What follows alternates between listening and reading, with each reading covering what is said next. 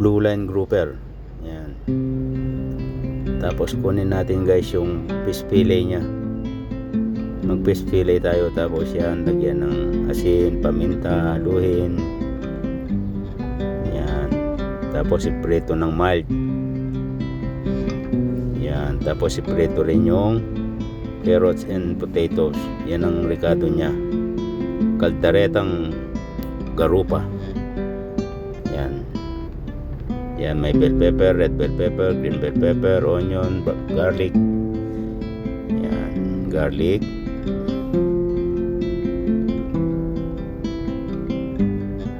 Then onion.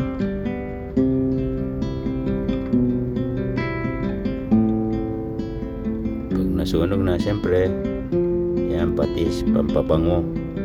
Walang pinag-ibang amoy. Yun. Halo na yan, yung patatas malambot na yan, tsaka yung carrots.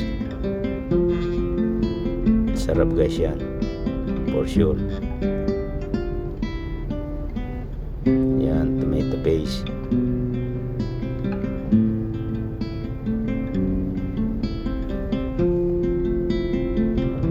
Tapos banlawan para malinis.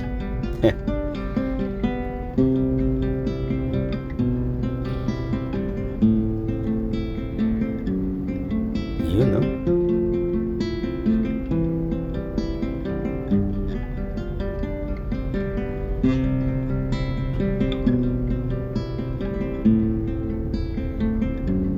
Oyster sauce.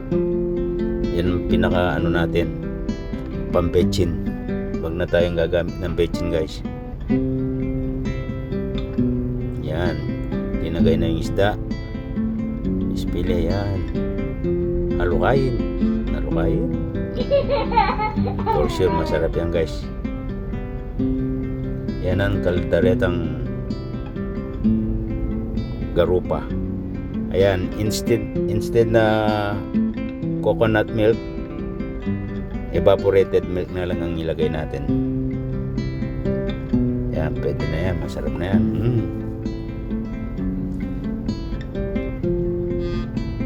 Masarap na yan guys. Kaldaretang garupa. Salamat pala kay Robert. Yan ang bayaw ni Matilda, ang aking bilas. Siyang nagbigay ng mga isda natin. Mayroon pa tayong reserba doon, dalawa. Kaya lang hindi na grouper yun. Yun, oh. Takam-takam naman.